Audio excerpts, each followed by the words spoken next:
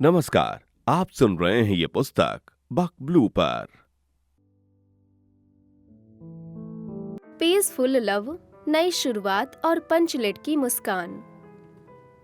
इस तरह लक्ष्य और उसके दोस्त मस्ती किया करते, हंसते, लड़ते और एक साथ खुश रहने की आदत में ढल चुके थे। प्यार के कई रूप होते हैं, लेकिन लक्ष्य को हमेशा सबसे प्यारा रूप लगता था दोस्ती वाला, यारी वाला प्यार। वो मानता था कि अगर दोस्ती में किसी भी प्रकार का स्वार्थ ना हो तो वो रिश्ता केवल प्यार और केयर से बना होता है। दोस्ती में एक्सपेक्टेशन लगभग ना के बराबर होती है, क्योंकि दोस्त एक दूसरे को स्पेस देना जानते हैं। इसलिए लक्ष्य ने इसे ही हमेशा पीसफुल लव कहा और माना। उसने देखा था कि दोस्ती में बहुत कम ही पॉजिटिवनेस होती है। हाँ, झगड़े, मनमुटाव तो सामान्य है। कभी पास आना, कभी दूर जाना, कभी रूठना, फिर मनाना, यही दोस्ती है। जो दोस्त बिना किसी अपेक्षा के दूसरे के लिए कुछ करते हैं, वही तो होते हैं सच्चे रिश्ते, जिनसे जिंदगी में अनुभव जुड़ते जाते हैं। यही तो है पीसफुल लव। इसी तरह लक्ष्य का बचपन प्राइमरी स्कूल में बीतता गया। उस स्कूल में कक्षा 8वीं तक ही पढ़ाई होती थी, इसलिए अब उसे सेकेंडरी स्कूल में जाना था, जहाँ कक्षा 9वीं से 12वीं तक की पढ़ाई होती थी। उसके करीब 90% क्लासमेट्स उसी नए स्कूल में एडमिशन लिए थे, जहां लक्ष्य भी गया था। कुछ बच्चों ने प्राइवेट स्कूल या अपने घर के पास वाले स्कूलों में दाखिला ले लिया था। नए स्कूल में हर क्लास के 4 सेक्शन थे। बड़ा स्कूल, बड़ा कैंपस, सब पिछले स्कूल से बिल्कुल अलग। लक्ष्य का सेक्शन था बी और उसके फ्रेंड्स ए और सी सेक्शन में चली गई थी। अब भले ही सब अलग अलग क्लासरूम में थे, लेकिन रिसेस के समय सब साथ मिलकर टिफिन किया करते थे। लक्ष्य अब कक्षा 9वीं में आ गया था। उस समय उसकी उम्र लगभग 14 साल रही होगी। स्कूल की दूरी और घर की मरम्मत के कारण उसका परिवार एक नया किराए का घर स्कूल के पास ले लिया था। नए घर के सामने अयप्पा मंदिर और एक तालाब था। नई जगह, नया स्कूल, नया माहौल, सब कुछ एकदम नया था। शाम को लक्ष्य अकेले तालाब के पास चला जाता था, जहाँ मंदिर की घंटियों की आवाज उसके मन को गहरा सुकून देती थी। नई यूनिफॉर्म में, नए स्कूल में, नई दुनिया में कदम रखने का ये पहला ही महीना था, जहाँ हर बच्चा किसी अलग स्कूल से आया हुआ था। लड़कियों से जान पहचान के चलते कुछ लड़के लक्ष्य से मदद मांगने लगे, भाई उस लड़की से बात करा दे, वगैरह वगैरह। लेकिन लक्ष्य ने इस बार किसी के लिए उत्तम वाली मदद नहीं की, बल्कि उसने उन्हें कॉन्फिडेंस बढ़ाने वाली लाइनें बताई ताकि वो खुद बात कर सकें। उसे अब दूसरों को सिखाने में ज्यादा तसल्ली मिलती थी। धीरे धीरे सब ठीक चलने लगा। उसकी क्लास में नए दोस्त बनना शुरू हुए। पुरानी 3 फ्रेंड्स के अलावा अब 5 और जुड़ चुकी थी। कुछ लड़कियों से तो लक्ष्य अब 1-on-1 बात करने लगा था, पहले जैसे ग्रुप टाइप बातचीत से अलग। कई लड़कियां जो दूसरे राज्यों से आई थी, किसी से जल्दी दोस्ती नहीं कर पाती थी और कई बार अकेली दिखती थी। लक्ष्य उन्हें देखता तो उनके पास जाकर दोस्ती करता और फिर बाकी लड़कियों से भी मिलवाता। पंचलेट, एक नाम, एक एहसास। उन सभी में एक लड़की लक्ष्य को सबसे खास लगी। उसका असली नाम तो कुछ और था, लेकिन एक दिन हिंदी की क्लास में जब टीचर ने पंचलेट नाम का चैप्टर पढ़ाया तो उस लड़की को ही पढ़ने के लिए चुना। उसने इतनी खूबसूरती से पढ़ा कि वो पल लक्ष्य के दिल में बस गया। उसी पल से उसने उस लड़की को पंचलेट नाम दे दिया और खास बात ये थी कि उसे उस नाम से सिर्फ लक्ष्य ही बुलाता था। जब वो उसे पंचलेट कहकर बुलाता तो कभी वो प्यार से मुस्कुरा देती और कभी क्या है कहकर प्यार से गुस्से में देखती। उसकी आवाज में जो इमोशंस होते थे वो बहुत ही प्यारे होते थे। लक्ष्य उन्हें महसूस करता था। अब वो दोनों टिफिन शेयर करने लगे थे। पंचलेट अक्सर लक्ष्य का पूरा टिफिन खा जाती और लक्ष्य उसका। वो पल, वो हंसी, वो आंखों की चमक आज भी लक्ष्य जब याद करता है तो सब कुछ फिर से जीवंत हो उठता है।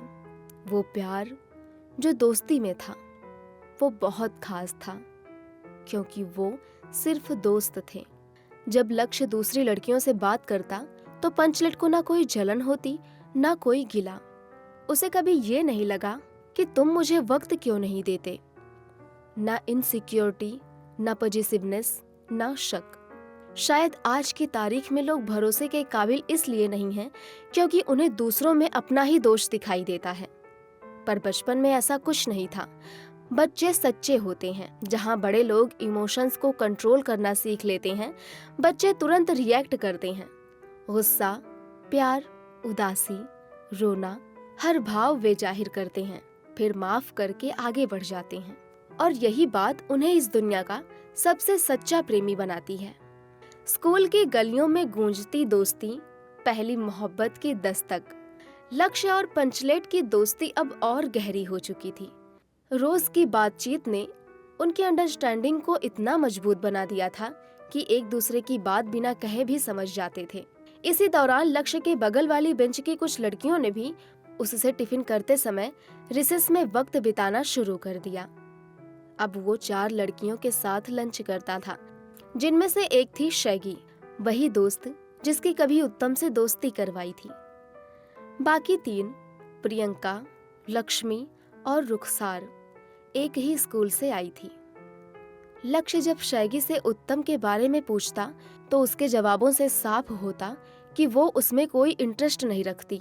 बस उसके स्वभाव की अच्छाई थी कि वो उससे बात कर लेती, लेकिन हद से आगे कुछ नहीं। स्कूल जाते समय रास्ते में लक्ष्य की किसी न किसी लड़की या लड़कों के ग्रुप से मुलाकात हो जाती थी। उनसे बातें करते हुए साइकिल चलाते समय जो फीलिंग होती थी वो बहुत ही खुशनुमा और सुकून भरी होती थी। क्लासरूम में लक्ष्य सेंटर रो की सेकंड बेंच पर बैठता था। 4 रो थी, 2 लड़कियों की, 2 लड़कों की। डोर के पास लड़कियां, विंडो की तरफ लड़के। 2.5 से 3 फुट की दूरी के बावजूद लक्ष्य 4 बेंच की 8 लड़कियों से आराम से बात कर लिया करता। रिसेस के वक्त पंचलेट हमेशा उसके बेंच के पास आ खड़ी होती। लक्ष्य उसे बैठने को कहता तो वो बहाना बना देती, इतनी देर से बैठी थी, अब थोड़ी देर खड़ी रहना है। और ये वजह भी तो सही थी। उसके अलावा भी बाजू की प्रियंका, शैगी, रुखसार और लक्ष्मी भी साथ बैठकर टिफिन करती। बेंच आपस में जोड़कर हमारा खुद का लंच टेबल बना लिया जाता। लंच के बाद लक्ष्य बाजू क्लास चला जाता और वहां जाकर उनका टिफिन भी खा लेता।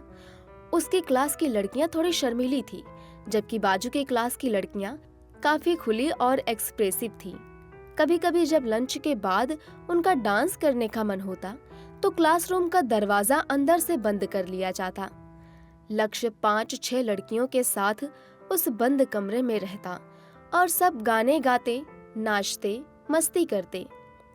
वो पल, वो खुलकर जीने की आजादी आज भी उसकी यादों में जैसे ताजा हवा बनकर बहती है। लक्ष्य के बहुत सारे दोस्त बने थे, जिनमें लड़कियों का रेशियो हमेशा ज्यादा ही रहा।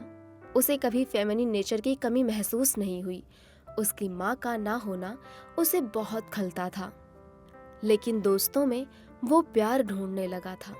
वो कोमल एहसास जो एक माँ से मिल सकता था, वो प्यार जिसे सिर्फ वो समझ सकता था, जिसने उसे पाया हो। इन्हीं प्यारी यादों के बीच एक दिन लक्ष्य की नजर एक लड़की पर पड़ी, विल्मा। वो अक्सर अकेली रहती थी। उसके चेहरे पर कुछ अजीब सी तन्हाई और दर्द झलकता था। लक्ष्य ने कुछ दिन उसे ऑब्जर्व किया।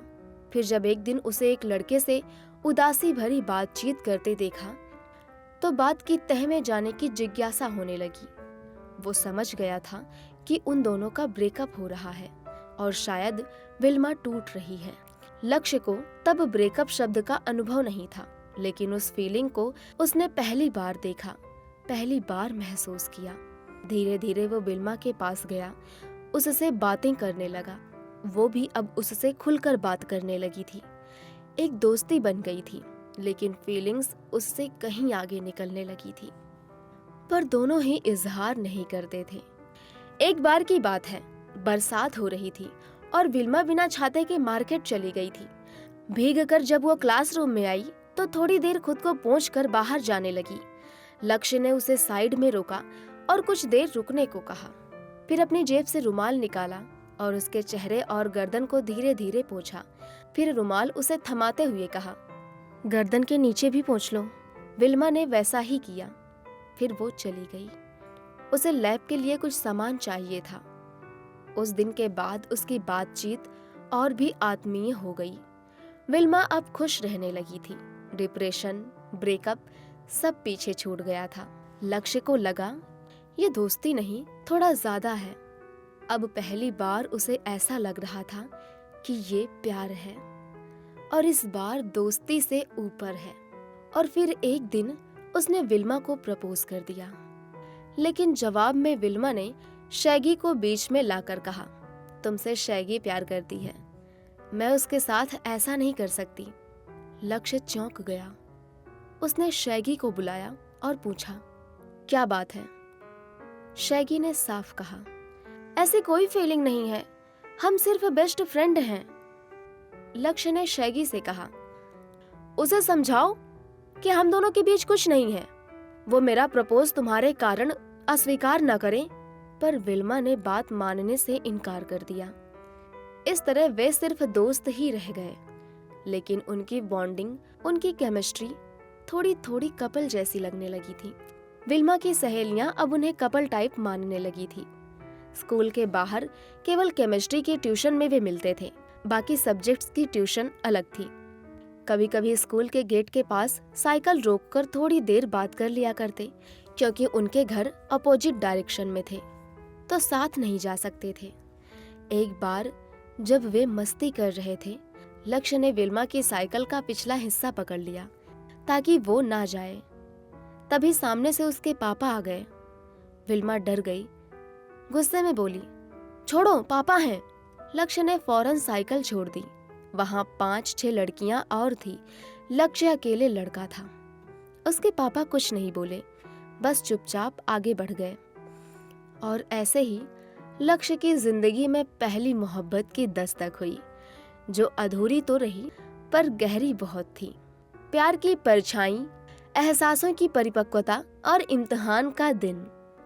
अगले दिन स्कूल में लक्ष्य ने विल्मा से घर पर क्या हुआ ये पूछा। उसने शांत स्वर में जवाब दिया, सब नॉर्मल है, कोई प्रॉब्लम नहीं हुई। लेकिन लक्ष्य को बुरा लग रहा था, क्योंकि उसने विल्मा को एक ऑकवर्ड सिचुएशन में डाल दिया था। उसने सॉरी कहा। विल्मा ने मुस्कुराते हुए कोई बात नहीं कहकर मामला रफा दफा कर दिया। लक्ष्य जानता था कि विल्मा उसे लाइक करती है, लेकिन उसने कभी उसे रिलेशनशिप के लिए फोर्स नहीं किया। उसके लिए किसी को कंफर्टेबल रखना और खुद कंफर्टेबल रहना बहुत जरूरी था। कहते हैं ना, अगर किसी से प्यार करो तो उसे आजाद रखो। लक्ष्य को जब 15 साल की उम्र में पहली बार प्यार हुआ तो वो दोस्ती से कहीं बढ़कर था। उसे ये समझने में देर नहीं लगी कि फीलिंग्स स्ट्रॉन्ग, नॉर्मल और कैजुअल तीनों में अंतर होता है। जब कोई इंसान तुम्हें इतना अट्रैक्ट करे कि हर वक्त उसका ख्याल रहे, हर दिन उससे मिलने की बेचैनी हो, तो ये कोई आम दोस्ती नहीं होती। शायद यही था लक्ष्य का पीसफुल लव, जो जिंदगी में धीरे धीरे दाखिल हो रहा था। अब लक्ष्य थोड़ी सी पॉजिटिवनेस भी महसूस करने लगा था। जब भी विल्मा उदास दिखती, उसे गुस्सा आ जाता। कौन है, किसकी वजह से ये दुखी है? कभी कभी वे दोनों लैब की क्लास मिस कर देते और क्लासरूम में ही चुपचाप साथ बैठ जाते। जब विल्मा उदास होती, लक्ष्य को विल्मा की चोटी पकड़ना बहुत पसंद था। वो अक्सर उसकी चोटी पकड़कर उसे अपनी तरफ खींच कर ले आता। लक्ष्य उसकी आंखों से सब पढ़ लेता और वो सब कुछ बता देती। धीरे धीरे सब नॉर्मल हो जाता। इसी दौरान एक दिन जब लक्ष्य पीछे की बेंच पर बैठा था और विल्मा सामने सिर झुकाए बैठी थी, तो उसे देखने और उसकी मेंटल हेल्थ समझने लक्ष्य उसके पास गया। पहले तो उसने लक्ष्य को जाने को कहा, लेकिन जब लक्ष्य ने धीरे धीरे उसकी मोटी चोटी को खींचा तो वो मुस्कुरा कर उसके पास आ गई और फिर बातों का सिलसिला शुरू हो गया। उनकी बातें अक्सर अकेलेपन में होती थी, कभी रोमांटिक तो कभी गंभीर और भावुक। वक्त गुजरता गया, साल बीत गया, एग्जाम हुए और दोनों 10वीं कक्षा में पहुंच गए। अब नया क्लासरूम, नई बेंच, लेकिन साथ वही, दोस्ती वही। एक दिन लक्ष्य स्कूल में फ्रूट बियर की बोतल लेकर गया। वो बोतल का शेप हूबहू असली बियर बोतल जैसा था। वो खिड़की के पास वाली बेंच पर जाकर बैठा ताकि अगर मुश्किल आई तो बोतल खिड़की से बाहर फेंक सके। जैसे ही विल्मा ने बोतल देखी, वो रोने लगी, बोतल छीनने लगी। लेकिन लक्ष्य ने उसके सामने जिद करके बोतल पीना जारी रखा। आखिरकार जब वो हार कर बैठ गई तो लक्ष्य ने हंसते हुए बोला, ये तो फ्रूट बियर है। विल्मा ने राहत की सांस ली। फिर एक घूंट उसने भी लिया। ये सब एक सोची समझी चाल थी। लक्ष्य जानना चाहता था कि उसके लिए विल्मा के मन में क्या है। वो उसकी पोजीशन को उसके दिल में देखना चाहता था। इस तरह छोटे छोटे पल उन्हें हंसाते, खुशियां देते और उनके बीच का संबंध गहराते चले जाते। अभी आप सुन रहे थे ये पुस्तक बक ब्लू पर। आपको ये किताब कैसी लगी कमेंट में हमें जरूर बताएं। साथ ही स्क्रीन पर दिए गए सभी प्लेटफॉर्म्स पर हमको फॉलो करना ना भूलें। धन्यवाद।